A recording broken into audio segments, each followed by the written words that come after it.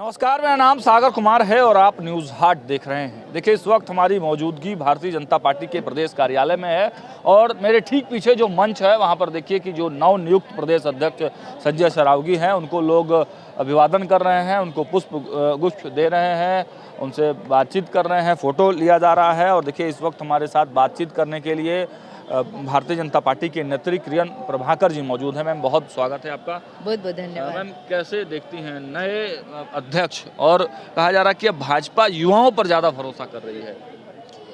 देखिए, आपने जैसे नए प्रदेश का नाम लिया तो पता नहीं क्यों मेरे जहन में एक बात आई कि जब से मैं प्रदेश अध्यक्ष जी को लोग को समझने लगी हूँ, तो जैसे कि मैं इन तक देख रही हूँ, सम्राट चौधरी जी आए तो अध्यक्ष पद की गरिमा एक अलग तरीके से बढ़ी। बिल्कुल। और फिर उसके बाद जब हमारे जायसवाल भैया आए तो मतलब लिमिट ही क्रॉस हो गया।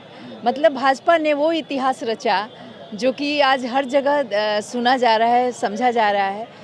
तो धीरे धीरे, कहने का मतलब कि धीरे धीरे अपनी भाजपा की जो संगठन है मजबूत होती जा रही है और वो उन्हीं हाथ में जा रही है जो इसको मजबूत करते जा रहे हैं। तो मुझे पूरा उम्मीद है कि जो हमारे श्री संजय सरावगी भैया को जो मिला है, ये पदभार मिला है, वो इसी परंपरा में चलते हुए उसका निर्वहन और भी अच्छे तरीके से करेंगे, भाजपा को और भी ज़्यादा मजबूती देंगे। लगता है कि भाजपा एक ऐसी पार्टी है जो कार्यकर्ताओं को सम्मान दे रही है, कार्यकर्ताओं को उस ओहदे तक बिहार को गौरव प्राप्त हुआ कि राष्ट्रीय कार्यकारी अध्यक्ष यहाँ से बन के गए, कहा जा रहा है कि फुल टर्म अध्यक्ष भी वो बनेंगे। देखिए, कोई भी पार्टी अगर शीर्ष पे जा रही है और उसकी लोकप्रियता इस तरह से बढ़ रही है तो बेशक वो अपने कार्यकर्ताओं की वजह से और अपने शीर्ष नेतृत्व के निर्णय की वजह से। तो इस पार्टी की दोनों ही बात बहुत ही शानदार है।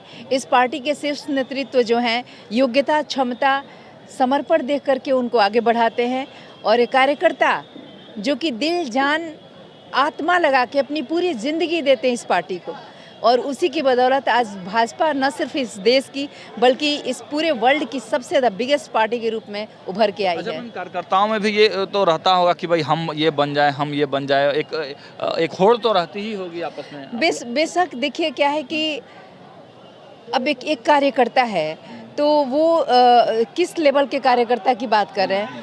अब आप हो सकता है कि कभी मौका है आदमी 10 लोगों की सेवा करे, मतलब जिला लेवल पे सेवा करे। हर की इच्छा होती है कि प्रदेश लेवल पे करे, उनसे भी बड़ी इच्छा देश लेवल पे करे। क्यों? जितने जहाँ मौका मिलेगा तो उतने ज़्यादा लोगों की आप सेवा दे सकते हैं। तो बेशक ये होनी भी चाहिए। और मुझे तो ये लगता है कि पद दायित्व से भी बढ़कर चीज़ है कि हमें जो भी दायित्व मिले उसमें हमें दिल, जान, आत्मा लगा देनी चाहिए। मतलब क्या करें उससे इम्पोर्टेंट है कैसे करें, कैसे करें कि अपनी भाजपा पे अपनी निशान छोड़ दें, चाहे जहां भी रहे निशान छोड़ दें। अच्छा मैम, क्या लग रहा है कि तमाम जो कार्यकर्ता हैं, जो युवा कार्यकर्ता हैं, उनमें कहीं ना कहीं ओज आया है और ज़्यादा तेज आया है नए प्रदेश अध्यक्ष के बनने के बाद, कार्यकारी अध्यक्ष बनने के बाद?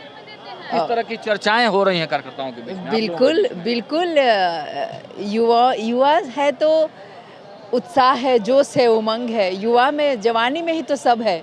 और वो वही चीज़ अगर आप उसको आप वैल्यू दे रहे हैं, युवाओं को जगह दे रहे, तो युवाओं में जो ओज है आना तो स्वाभाविक है। 2029 में लग रहा है कि 29 की तैयारी की तरफ भाजपा बढ़ चुकी है। हाँ, ये बीजेपी हमेशा तैयारी के मूड में ही है, हमेशा तैयारी के मूड में रहती है। अगर कोई कह दे किसी भी समय चुनाव होना है, हाँ, बीजेपी को नहीं सोचना है। संगठन इतना मजबूत है, संगठन इतना मजबूत है, मौका मिले धुरंधर जीत। अभी तो 202 आया है, अब हम 220 पार करेंगे। 220 पार करेगा। अच्छा, यशस्वी यादव विदेश घूम रहे हैं मैम। ठीक है, ये कोई बात नहीं है, घूमे। देखिए, जिनको जनता की पड़ी होती है वो जनता के बीच होते हैं, जिनको अपनी पड़ी होते हैं घूमते हैं, वो भी घूमना चाहिए। एक सवाल आपसे, चूंकि नीतीश जी की आप बहुत बड़ी फैन हैं, आप लगातार नीतीश जी की चर्चा करती हैं, तो नीतीश जी को पाकिस्तान के डॉन लोग धमकी दे रहे हैं? किस बात पे? अगर किसी को धमकी देने का शौक लगा है तो आराम से दे सकता है। और वो क्या गिद्दड़ भभकी देंगे? हमारे नीतीश कुमार जी को गिद्दड़ भभकी क्या देंगे? उन पर जो तरह तरह की टिप्पणियां की जाती है वो बेवकूफ़ लोग करते हैं, या फिर दिल के जो बुरे होते हैं जो उनको समझ नहीं पाते कि उनका इंटेंशन क्या है। वो नारियों को सशक्त करने की दिशा में अपना जो कुछ काम करते हैं, नारियों को आगे बढ़ाने के लिए जो नीतियाँ लाते हैं, उस पर अगर किसी को एतराज़ हो रहा है तो वो क्या कह सकते हैं, उनसे क्या ज़्यादा उम्मीद कर सकते हैं। तो वो गिदड़ भभकी और कुछ नहीं। आप मानते हैं कि नारी सशक्तिकरण की दिशा में अगर चंद नेताओं के नाम आते हैं तो उसमें सर्वश्रेष्ठ नीतीश कुमार हैं? भूतो न भविष्यति।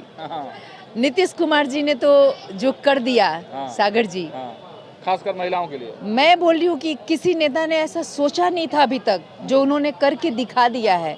और ये मेरी अंधभक्ति नहीं है, मैं आपको बता सकती हूँ कि धरातल पे वो चीज़ दिखा है। और आप भी एग्री करोगे कि जिस तरह से सरकारी नौकरी में आपको जो प्रतिनिधित्व करने के क्षेत्र में, या फिर आप कहीं भी देखो, जिस तरह से अभी मुख्यमंत्री महिला उद्यमी योजना ने तो इस चुनाव में हाहाकार मचा दिया। हाँ, ये धुरंधर जीत का जो परिणाम है वही योजना है। तो उन्होंने तो जो किया है वो तो देखने समझने की बात है। चलिए, तो ना भूतो ना भविष्यति, नीतीश कुमार ने महिलाओं के उत्थान के लिए, महिला सशक्तिकरण के लिए, महिलाओं के विकास के लिए जो काम किए हैं वो सराहनीय है। और आज देखिए भाजपा के प्रदेश कार्यालय में पूरा हलचल है, अभी तक जो है भारी भीड़ है प्रदेश अध्यक्ष जी को स्वागत में। अब देखना होगा कि नए प्रदेश अध्यक्ष जी पदभार तो ग्रहण कर लिए हैं, लेकिन अब कब फैसले लेते हैं और भाजपा संगठन और सरकार में कैसे समन्वय स्थापित होता है, ये दिलचस्प होगा। फिलहाल इस वीडियो में इतना ही। देखते रहिए न्यूज़ हाट। बहुत बहुत धन्यवाद।